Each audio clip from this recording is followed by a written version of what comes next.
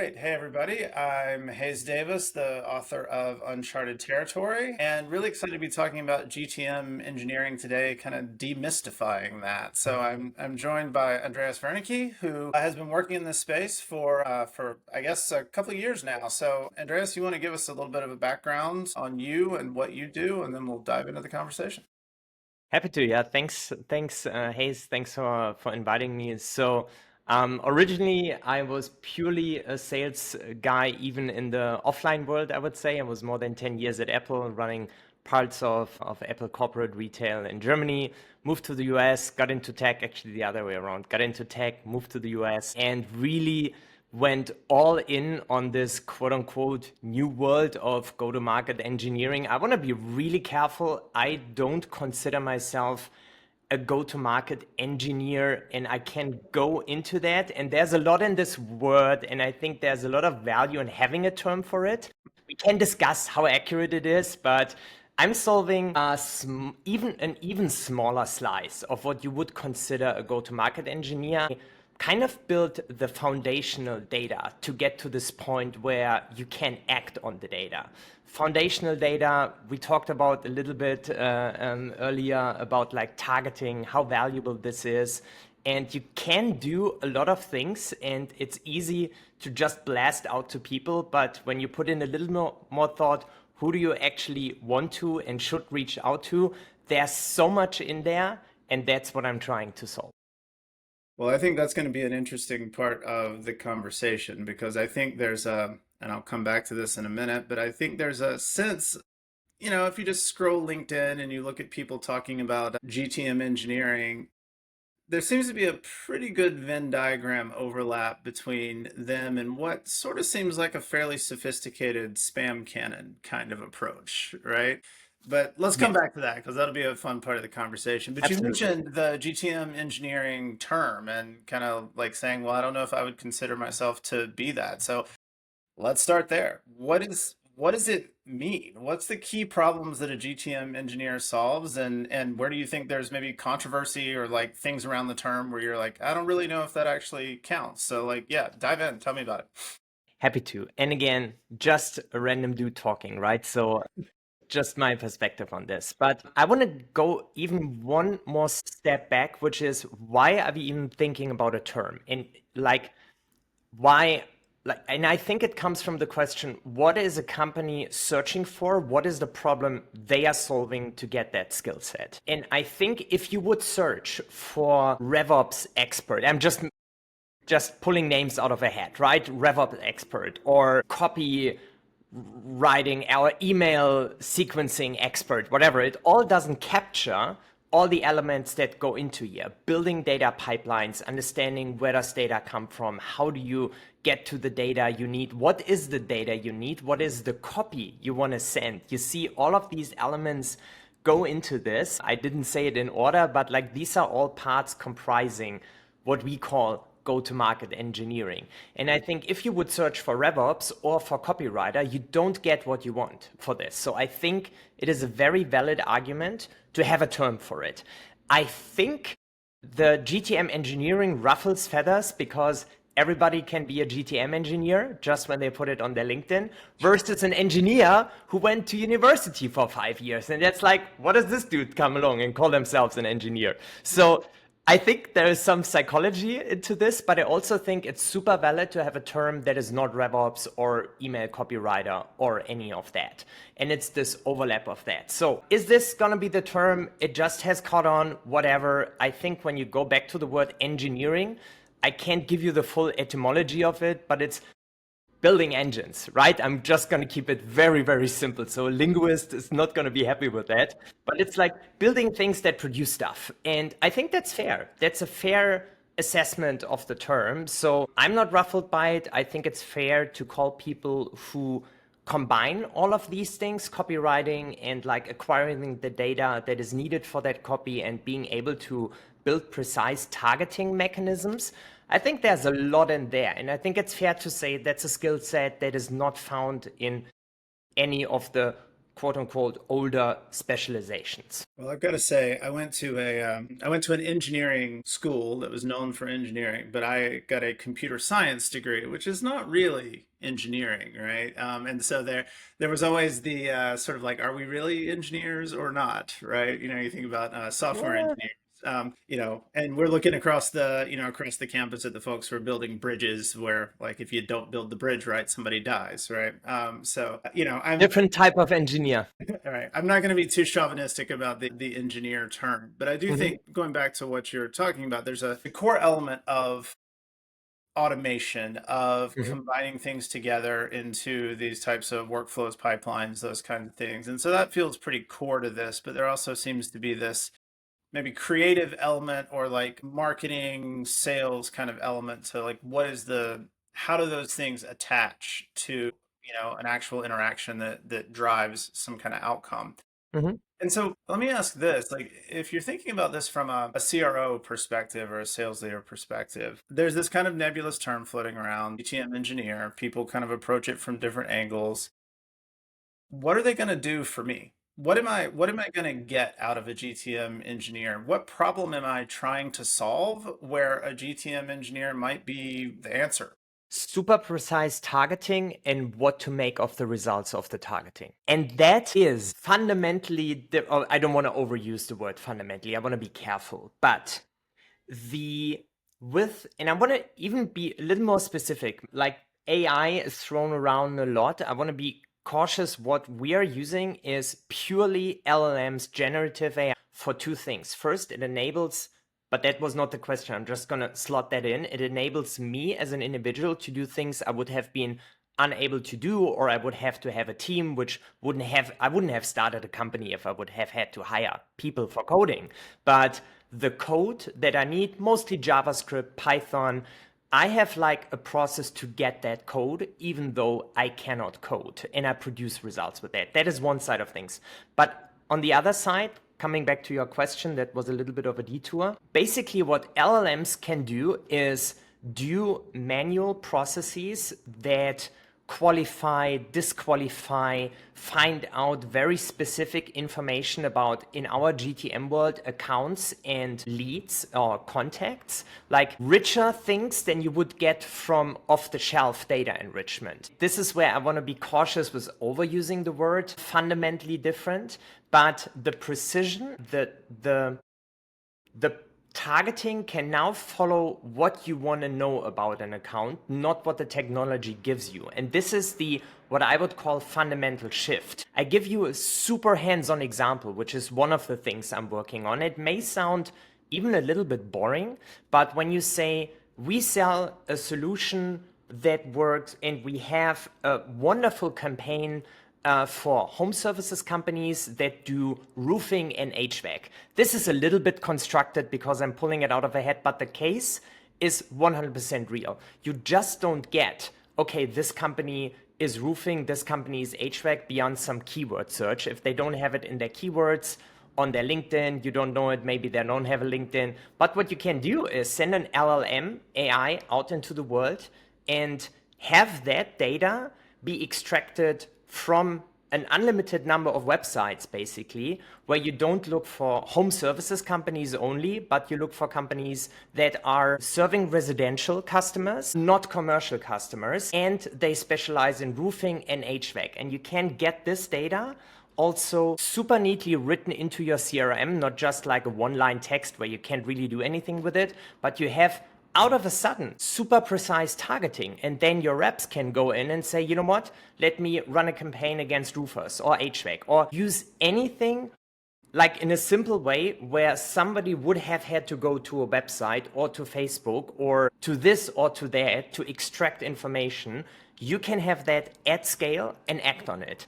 And that is very different because now you have to think about what really matters versus this is what I have, what can I do with it? And there's a lot in there. Did that help? It does.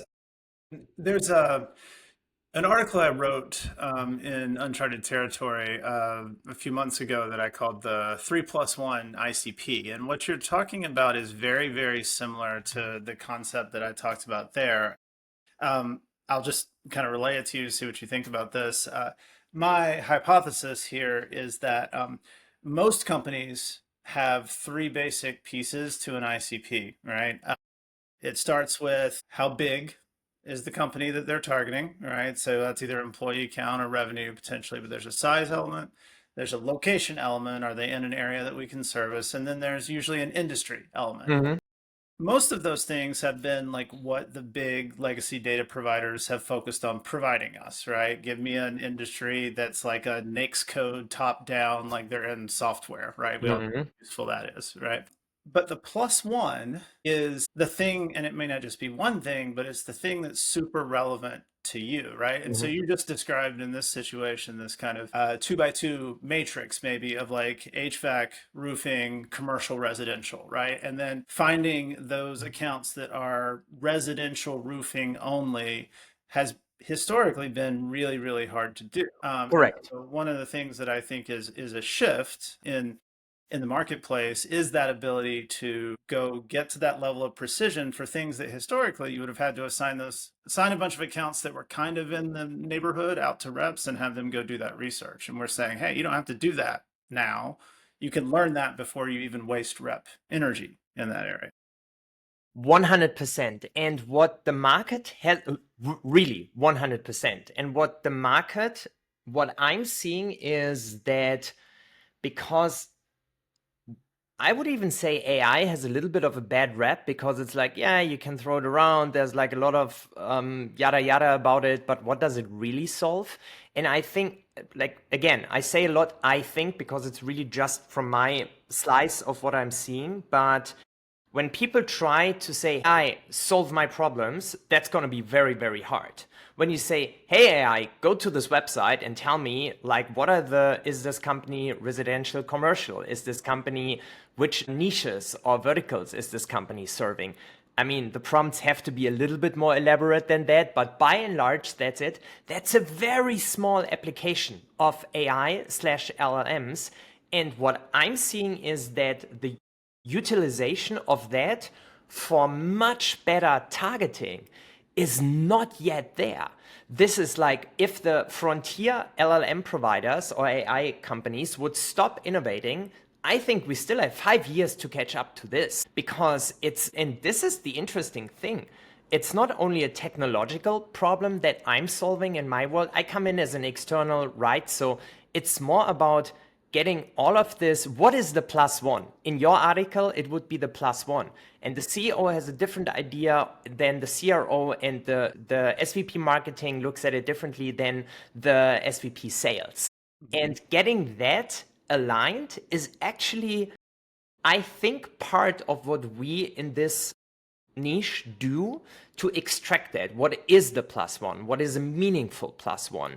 And then where can we get the data to have the data for what is that plus one? And there's so much creativity in there because we have to connect to what's actually possible data wise, what can be inferred, what can be built in very creative ways.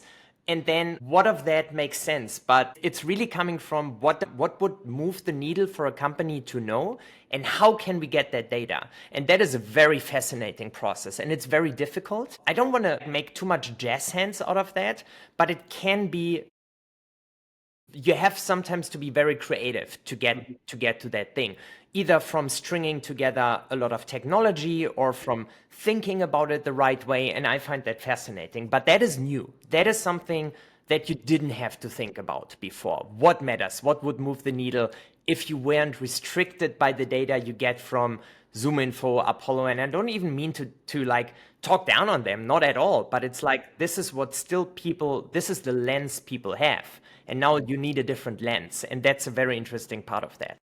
I think there's an old kind of saying in like I used to do a lot of big data work and when I was an engineer and that led into some data science and some things like that, and there's sort of an old saying there that you see the guy staggering around under the street light and you ask him what's going on and he says, oh, I'm looking for my car keys, and you're like, well, where did you drop them? He's like, I don't know. And you ask, why are you looking under the street light? Well, that's where the light is. Right. That's a nice one. 100%. Yeah. That's what we've been doing for many, many years, and I think just kind of making do with it. And so, to some degree, I feel like RevOps folks, sales leaders, they're so that's so ingrained that there's questions they don't even ask because they just assume that the answer is something they can't answer. And I think opening people's minds to that is something that's a really important thing right now. That is a very important point because here's what I see happening when you're a leader where everybody like hammers you with, I would like to have this. If only I had this, then I could do that. Everybody is like always in your ear about that. And at some point, I think you just grow numb to it. And it's not the right word, but you get the point. Because like, how can you solve it? But I think it's worth restarting that listening because sales teams know things they would love to have, but they just could never get it. And it's like, I'm seeing it really like eyes opening, jaws dropping when you see how good these insights, this precision targeting can be. I want to give you a very, very concrete example. I basically just have the table open, so I'm thinking about it. This client has 4 major personas they are selling into: user research, product, and 2 other ones. Forget about them. But the thing is, imagine it's the limelight situation or the deer in the headlight situation. Anyway, so imagine how valuable it is for this customer now to have in their CRM for every contact that is at a medium or high fit ICP account, which we have built a data pipeline before to define that, which is a very wild thing when you add the +1 to that. So it's an actual high fit account or medium fit account. And then for all the contacts they have in their CRM, because it's all integrated into the CRM, it's not like a random CSV they are getting or something. They know this person is persona user research. And then running campaigns against people who are user research persona, they are in California and they are at a high fit account. We are running a dinner in California. Let's run a campaign against these people. Like, this is so rich to first really have a much better targeted high fit ICP definition. You can compress the list or filter out a lot or disqualify. And then you don't have to only look for people who have user research on their profile because they may say it in so many different terms. Keywords can get you somewhere there, but you lose out on a lot, and there's a lot of side catch with it. But here, like, it's just programmatically happening, and this is so valuable, and none of this is outbound per se, right? This is really fundamentals, and this is where I'm seeing this catching up, that because this is so valuable for so many companies, but they kind of don't believe that you can actually do it.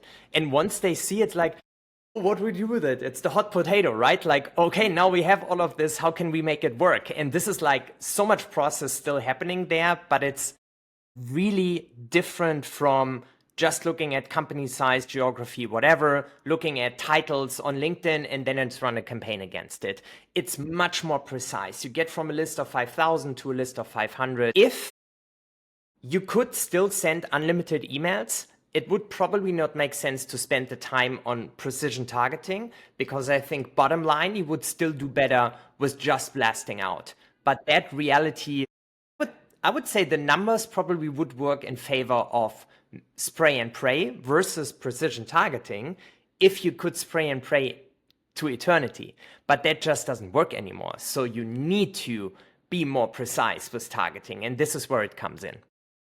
So a lot of what you're describing, and I may come back to this, I'm a big believer in precision. I'm also a big believer in the next phase after doing all this work is how you operationalize it. That's something that we focus on a lot at Gradient Works, but it's something that I care a lot about because I think a lot of times you can do this work and it becomes sort of an academic exercise. If we have all this refinement, how do we actually tackle that? Like, how do we reach out to it? But I want to back up for a second and ask something that's, I think, really relevant here, which is, you're describing ICP definition and wrangling everybody's different versions of the ICP definition into a real ICP definition. Then you're talking about operationalizing that ICP definition beyond just giving a document to the reps, right? Like, and actually trying to get that data.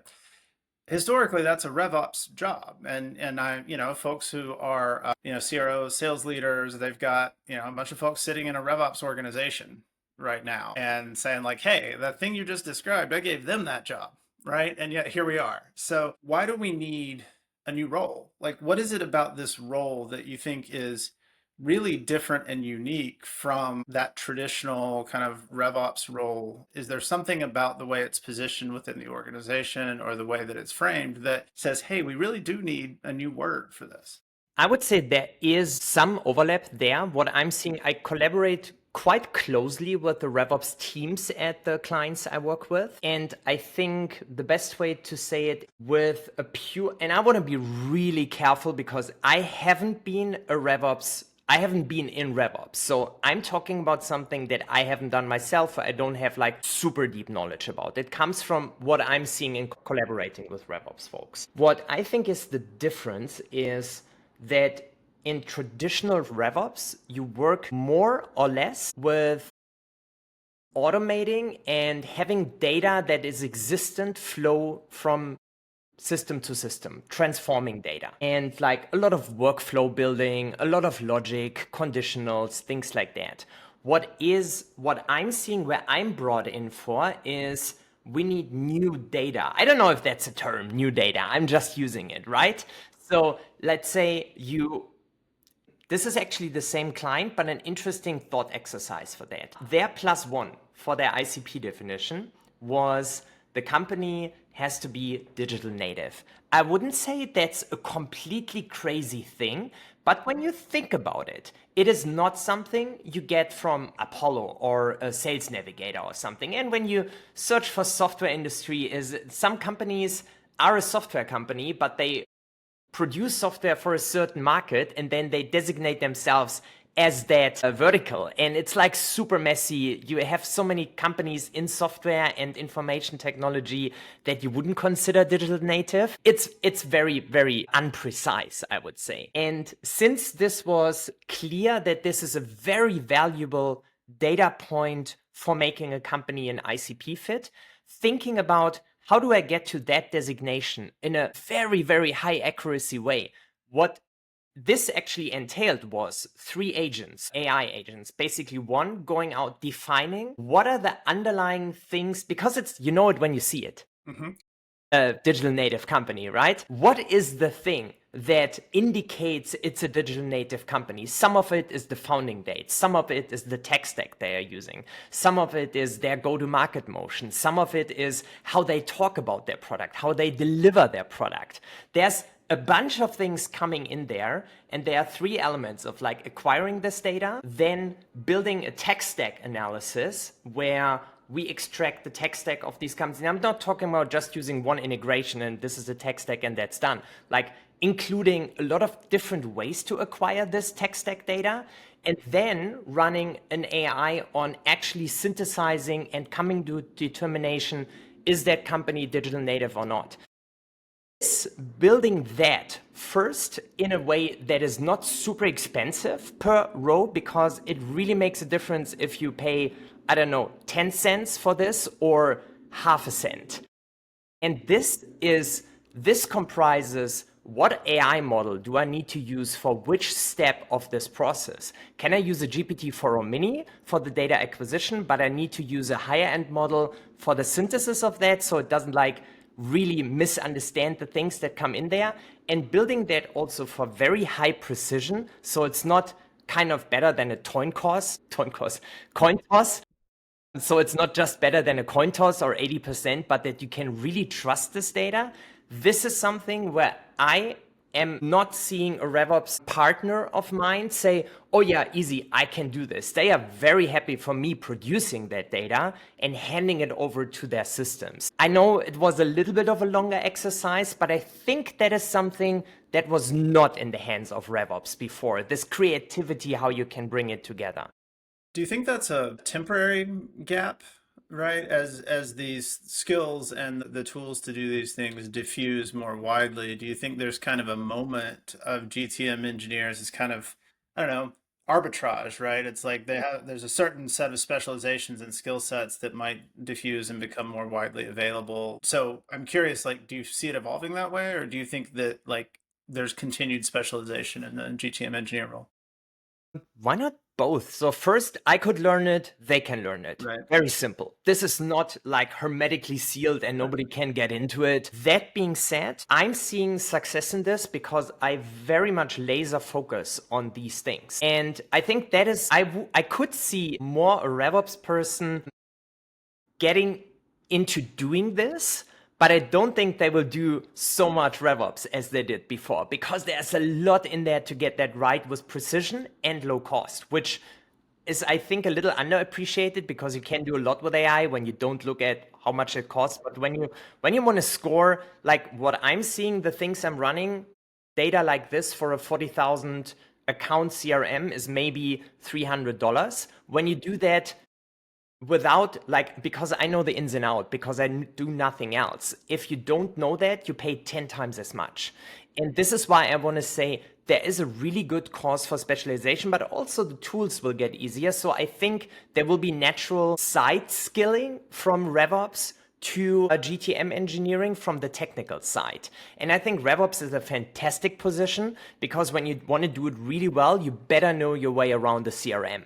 And that is, of course, like where RevOps mostly lives, or to a very large part. What would be missing, though, is the copy side of things, because ideally, you come from a point of, and it's reverse engineering the message. Ideally, and this is even a simplification, but like you have a campaign where you have a good hypothesis, or even know this works, this message works, this is the message, but we just couldn't send it at scale. But then reverse engineering the message, what I want to say to Hayes, this would be a great email to send. What is the underlying data to be able to write this email? What do I need to know? And going from like ideating that copy to building the data in order to be able to write or send that copy, I think that is very much out of the domain of RevOps. And it's much more in the sales copywriting side of things. And this is probably a little bit harder to skill a very technical person into, because it's a very different domain. And this combination is what makes it such a rare breed of like, hey, let me ideate meaningful campaigns with you, and I build the data you need for that campaign. I think that overlay, that combination is what's a little bit different. So in the conversations I'm having with folks about GTM engineering, this comes up a lot. There's the combination of, I like the way you put it, like, let me start from the message I want to deliver at scale, and then what would need to be true for me to have the data to deliver that Mm-hmm. at scale. So I like that framing. It creates a little bit of complexity from an organizational design standpoint. So if you were to think about, and I'll come back to kind of maybe thinking about hiring a GTM engineer one way or another, but like if a GTM engineer suddenly appeared on your doorstep as a CRO, and you needed to, yeah, I know, I don't know how they got there, but let's say they're there, and they said, hey, like slot me in, put me in, coach. Like, where would you put them in your team, right? So let's say you're a true CRO where you're looking after, everything from the top of funnel demand generation all the way across to customer success. Mm-hmm. Where would you put a GTM engineer, and who would they report to? How would you think about the org structure?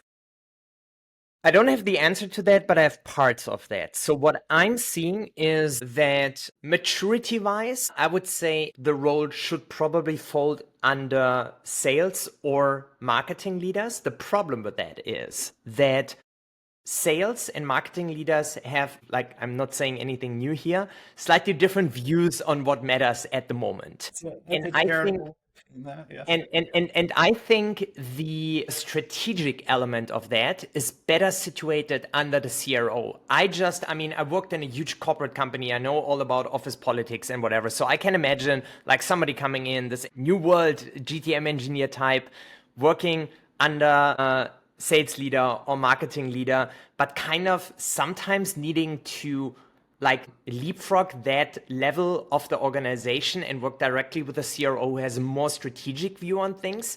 I think that could be a little bit difficult. So what I would say, the position in the org chart matters less than the intent of bringing that person in.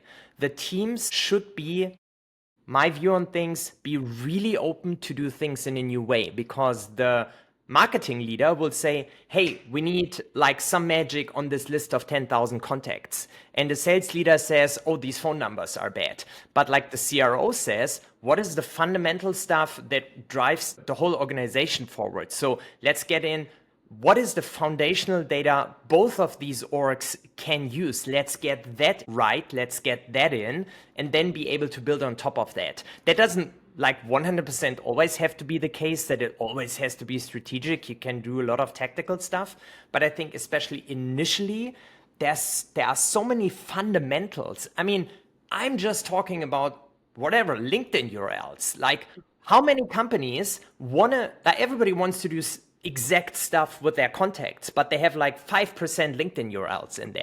So the SVP sales says, yeah, it doesn't matter. I just want phone numbers. The SVP marketing says, yeah, let's run this campaign. But like fundamentally, you want to have these things nailed first before you expand to other things, because you always need it for meaningful downstream things. So not necessarily that the GTM engineer would have to report directly to the CRO, but I think it will be very important for a company to understand that this is not just an extension of how we did things before. We need to rethink what is fundamentally true and important for us, and let's get this in first, and then we can layer on different things. So this mindset of experimentation, extracting data, extracting knowledge, sitting down with the sales team, with the CRO, with the SVP marketing to get out all of this tacit knowledge. That also, if that's just some random dude in the org chart, that will be very hard to do, like from a human perspective, right? So this I think would have to be a mandate this person has, and that people like really support them in extracting that knowledge, having these conversations. So let's this is a good segue into thinking about, is a GTM engineer right for you, right? So like thinking about that. And so one of the things that I'm kind of curious about, like we imagined a GTM engineer showing up and saying, put me in, coach. Now let's say you've decided like, hey, we think we've got this type of challenge that a GTM engineer could help us solve for. What do you think the prerequisites are in an organization for a GTM engineer to be successful? Like, what has to be in place for this role to make any difference whatsoever? Communication skills, it's such a catch-all term, but communicating with others and influencing others is the most important element in this. First principles, systems thinking, logical thinking. I mean, being able to think like a developer in certain ways. Where does the truest data live? Like understanding how to transform the data, how does it need to flow, all these technical things of that, understanding how to use AI for coding tasks, which is very technical skill. I think that is a prerequisite, but then also understanding what works. Is this a message, like what makes sense, what moves the needle in order to actually act on the data? So they have to have a sense of like being able to target audience, being able to put themselves into the shoes of the ideal buyer persona, which can be very different from a technical mindset on these things. So communication skills, systems thinking, technical thinking, being able to think in logical terms, first principles thinking, and then having that knack for copy and campaign ideation and what's the word, like empathy for the buyer of that company, of that market. I think these three elements need to come together. So I'm interested in that in that framing, right? Because it's a tough, there's not a lot of people who fit all of those checkboxes. I think it's impossible to find. Like, especially doing something not only, I mean, I do copy okay, but like I wouldn't consider myself like a super amazing copywriter. So these are rare breeds, very clearly. So we're finding, and so I've seen a couple of different kind of thinking thoughts around this. Mhm. Who are the kinds of people that are best suited for this? And you kind of touched on it actually earlier on in the conversation. I'll come back to that in a second, but because we're dealing with a kind of a role that's still kind of nebulous. The skill set is a little nebulous, and frankly, the expectations, I think, for how you might, measure success in the role are perhaps Hmm. a little bit nebulous. So I think that leads to kind of looking around, and I'm seeing a lot of promoting from within. You take the like SDR who seems to have a knack for the sort of technical side of things, which is a storied path, by the way, to RevOps, right? It's like the SDR who kind of doesn't love cold calling. No one loves cold calling, but they hate cold calling and they're good with a spreadsheet. So, okay, they start out as a RevOps analyst, right? So Very true. what do you, if I'm thinking about this as a sales leader, should I be looking internally at somebody who seems like they have promise in those areas and then nurturing them and kind of like giving them this role to grow into? Or should I be thinking about trying to bring in someone from the outside who is a little bit of a unicorn that might be really hard to find? Like, how would you tackle? Yeah, that like in the end, you want somebody who can fulfill this role, and I would say finding somebody who combines all of these prerequisites that I just mentioned is probably equally hard as like up level finding that person internally and up leveling them. So, like I have a hard time stepping out of my own head here. What I want to say is I do think that there is some value in testing the waters with like an external and building that muscle of what is possible. How can that look like? I'm only scratching the surface in my engagements, even though sometimes they are pretty intense, but it's by far not all companies could or should be doing. But what the point that they get to is this working for us? Does it have promise to really go all in on hiring somebody? If somebody's already across that threshold, and I would say, and I don't have the answer where that threshold is, but I think at a certain point of like repetitive manual things, highly unprecise targeting, when a company can benefit from precise targeting and better, richer data in their system, I think they will not be unhappy with a GTM engineer. What I don't know is how many of it is fundamentals being brought in, and then, okay, what do we do now? Do you then switch full on in campaign ideation mode? That I can't fully tell you, but I think there is worth in just testing the waters with like a project or something like that and see how does this look? How do these conversations go? How do the outputs look? And then maybe go all in on hiring versus hiring somebody nobody really knows how to measure, what to do. Is this the right thing for us? Is this the right person? There's a lot of like uncertainties and variables in there.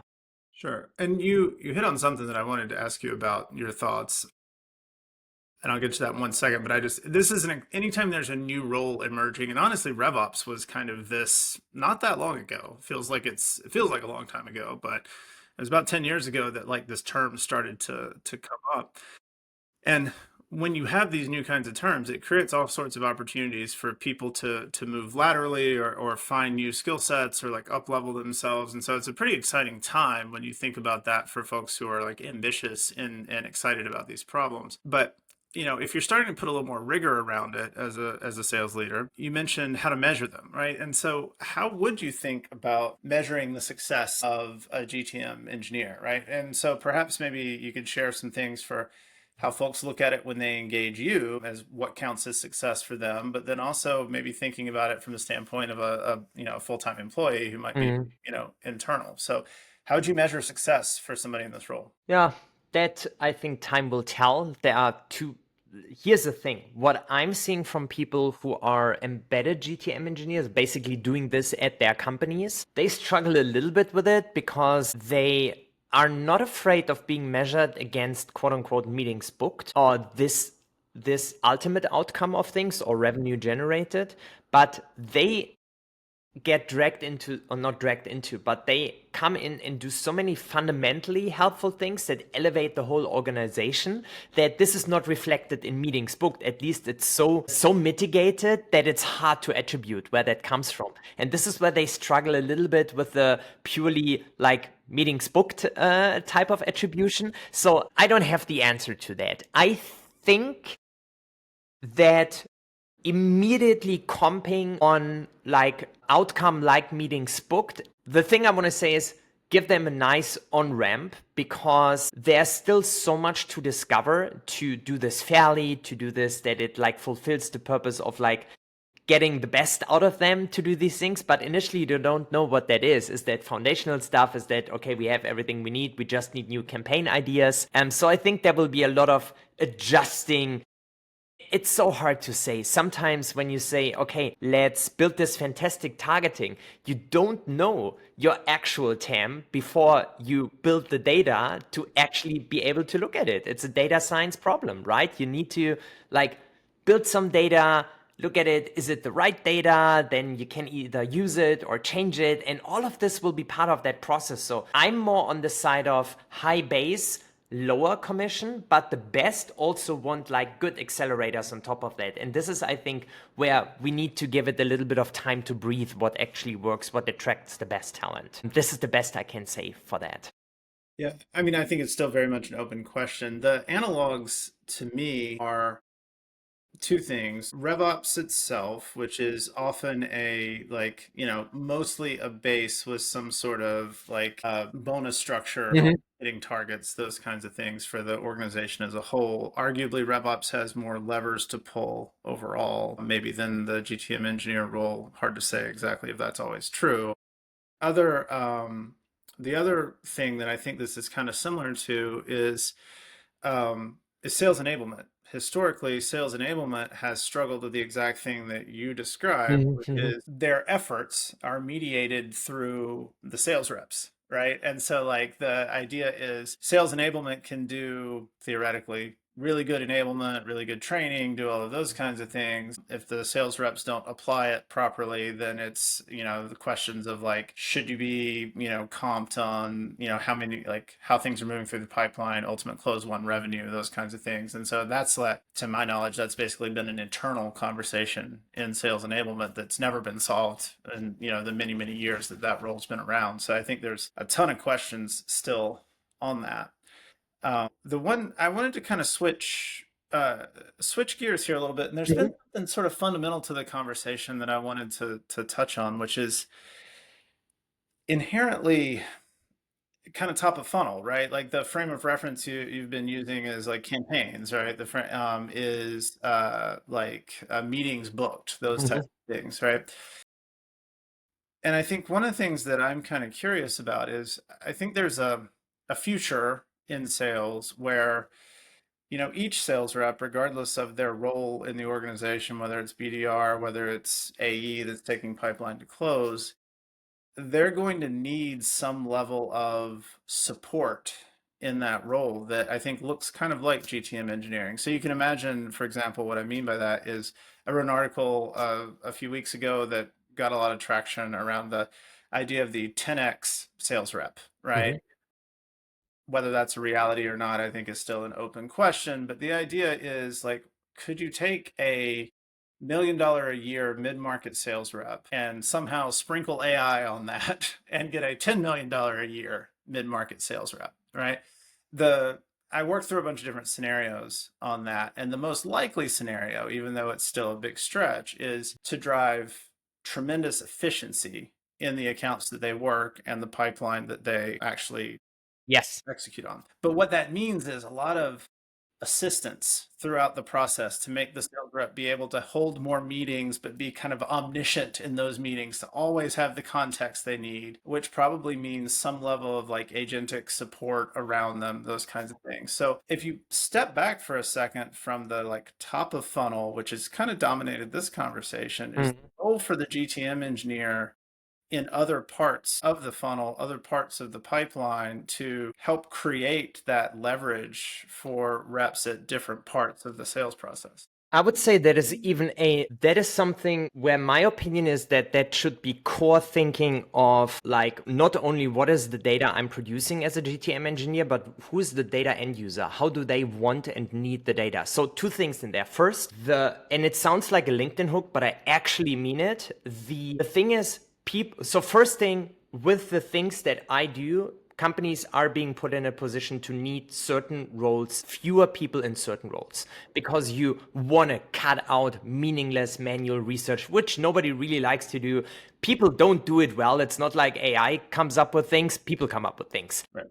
and they don't look closely, and like it's hard to do this on 10,000 accounts. So like really focus on this is who the best reps should spend their time on, but at some point let them rip. Like don't give them like the automated email whatever, but like here's a set of companies, go after them, be creative, do the manual thing, do the unscalable thing, but do it on the ones that matter. And we give you the ones out of the pool of a TAM or our CRM or whatever, the ones that matter. Do your thing. This is one thing. And the other thing you mentioned, data end user. This is really how you build a system. When you build a scoring and like the reps get this account is a 9, cool. But why? Like how is that number presented? What did go into it? Work with them. What do they want to know? Do you want a call sheet? What should be in the call sheet? What is the thing that doesn't build your understanding of the market or the account that you just want to know versus what is the thing which I don't have to automate for you because it helps you walking the walk yourself? This is where these communication skills come in that I mentioned, like not just dropping something on the team, but like getting in there, understanding what they need, understanding what they want, and then building it in a way that is easy to consume, where they want to work with their data, where they trust this data. Like you can't just send something over, but I think a big part of that is, hey, sales team, this is the data you're getting, and here's how it comes together. There will be some inaccuracies. This is where it comes from. Tell me how we can improve that. This is so important to that, which is why communication skills, I think, are a very important element in that. And coming back to your question, I think it's a core part of GTM engineering to also think about how should the data I create be presented. So I'm curious, your framing of this is very much around the data itself, not necessarily around the workflows of the data or the ways in which that data gets operationalized. Mm-hmm.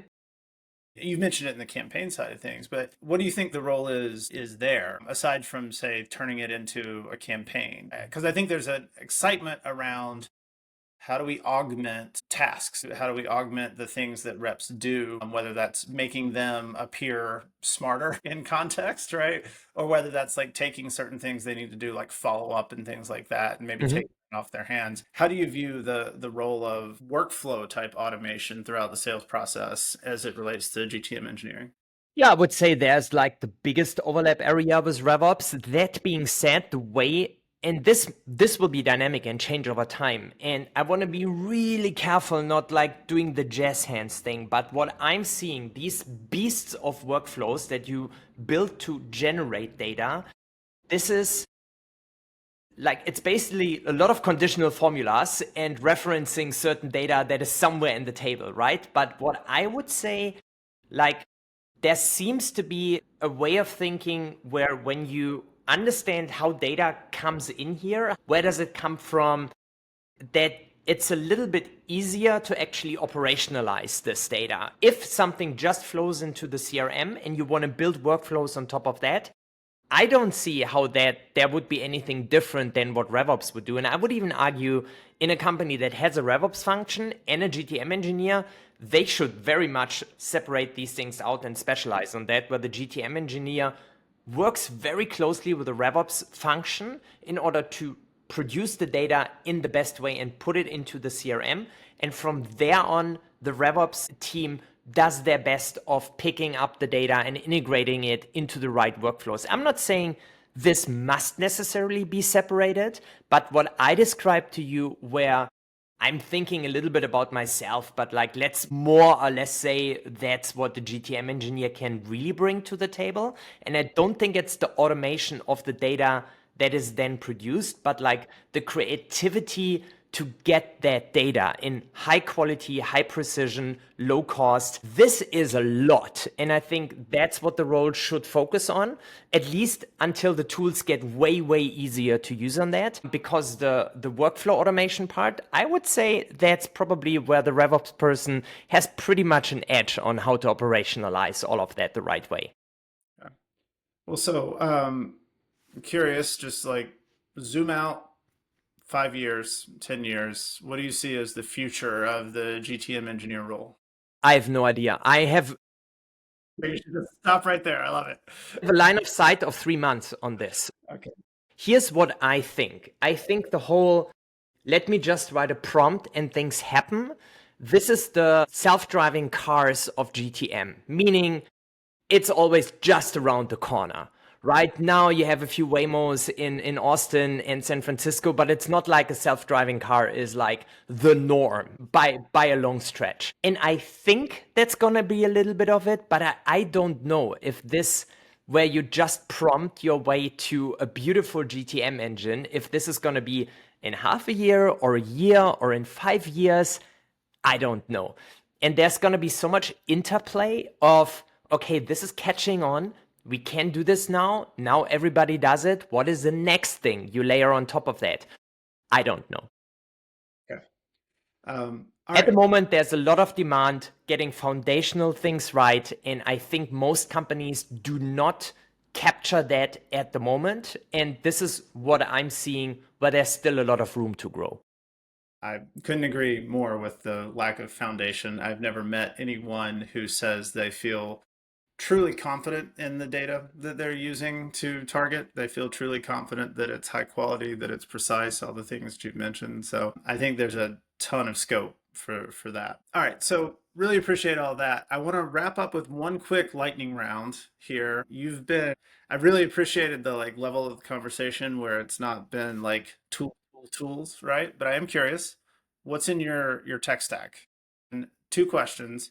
What do you consider to be the core tech stack for a GTM engineer today in 2025? And what do you see emerging that you think is interesting? I said it in the beginning. I want to really disclose that clearly. I wear clay tinted glasses, and I think this is the orchestration tool of all of this because it kind of connects to everything. It is the platform, the orchestration layer on that. And then, like, really, Claude, OpenAI, you have to know your way around your HTTP APIs where you can kind of connect to anything. So you need to know a lot about like at least need to know where to look for where can I get data. Do I have to build it myself? Is there like an integration I can use for that?